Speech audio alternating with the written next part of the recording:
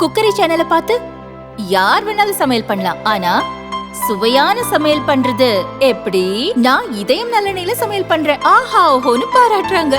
நீங்களும் இதயம் நல்லெண்ணெயில சமையல் பண்ணுங்க, பாராட்ட வாங்குங்க. தினம் தோறும் வாங்குவே இதயம் இதயம். அனைத்து இந்திய அண்ணா திராவிட முன்னேற்ற கழகத்தினுடைய மூத்த தலைவர்,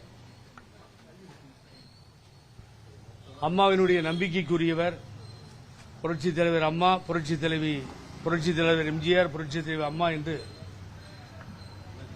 செம்மையாக இந்த கழகத்திற்கு உழைத்தவர். 9 முறை வெற்றி பெற்றவர். கோபியிலே ஒருங்கிணைக்கிறேன் என்று இறங்கினார். அவரை நீக்கி அவர் யார் என்பதை பழனிசாமி என்கின்ற துரோகி அவரை அடையாளம் காண்பித்து விட்டார். ஒருத்தர் 2 பேராங்க, ஒரு 50-60 லீடர் சொல்லிக்கிட்டே போக முடியும் என்னால. சின்னம்மா என்கிற சசிகலா, ஓபிஎஸ்ல இருந்து, அண்ணன்ல இருந்து, இவர் செங்கோட்டன்ல இருந்து, உங்க முன்னாடி நிற்கிற புகழேந்தியிலிருந்து, இப்படி எத்தனையோ பேர் என்னால சொல்லிட்டு போக முடியும். அவங்கவுங்க திமுக அங்கங்க போறாங்க.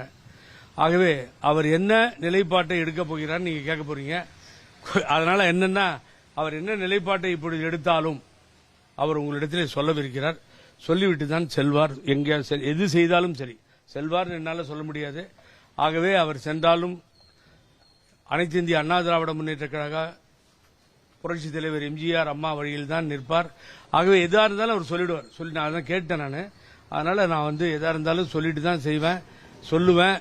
இதுவரை எந்த நிலைப்பாட்டுக்கும் நான் வரனா இல்லையாங்கிறத சொல்லிட்டு போவேன் அப்படின்னு சொல்லி மேல பின் எதுக்கு போனேன் நான்? இல்ல இல்ல இல்ல இல்ல எந்த நிலைப்பாடு அவர் சொல்லிட்டு என்கிட்ட சொன்ன சொல்லிட்டேன்.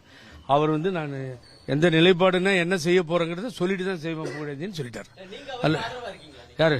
நான் எப்பயுமே அவர் கூட தான் சார் இருக்கேன். ஏடிஎம்கேல இருந்து பிரிஞ்சு போன அத்தனை பேரும் எனது நண்பர்கள் சார். என்ன பண்ண முடியும்? இங்க ஒரு காட்டு மிராண்டித்தனமாக 60 பேர் 70 பேரை ஒரு தலைவர்களை கண்டினியூஸா இன்க்ளூடட் எம்எல்ஏஸ் 20 பேர் 22 பேர் எல்லாத்தையும் எடுத்துட்டு இங்க ஒரு அகங்காரமா சர்வாதிகாரம் பண்ண ஹிட்லரா உட்கார்ந்துருக்க இந்த பழனிசாமிக்கு எதிர்ப்பா என்ன பண்ண முடியும் சொல்லுங்க பாப்போம்.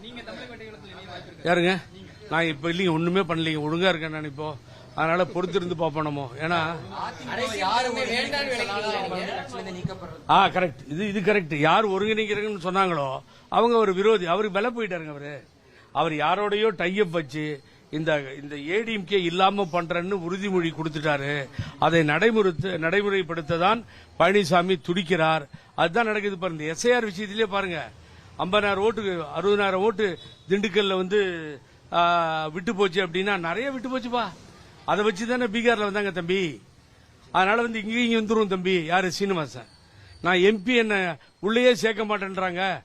டெல்லிக்கு போய் வெளியில நிக்கிறேன், தெருவில் நிக்கிறேன் நானும் என்பதுரையும். இந்த எஸ்ஆர்ல குளறுபடி சிவி சண்முகம், எங்க அண்ணன் சிவி சண்முகம். அடுத்தது இவரு வரவேற்கிறேன். யாரு? எஸ்ஆர் வரவேற்கிறேன். யாரு? நம்ம எடப்பாடி பழனிசாமி. ஜோக்கருங்க லைட்டானுங்க. நீங்க வேற நீங்க பார்த்தா பயிரிடுங்க. எல்லாமும் இழந்து எங்க போறது? அம்மா தலைவர் வளர்த்த இயக்கத்துல இப்படி இழப்புகளை நம்மளால ஈடு செய்ய முடியல, மன வலியாகுது. ஆகவே இப்படிப்பட்ட ஒரு சூழ்நிலை நிச்சயமாக அண்ணன் உங்களிடத்தில் அறிவிப்பார், சொல்லுவார்.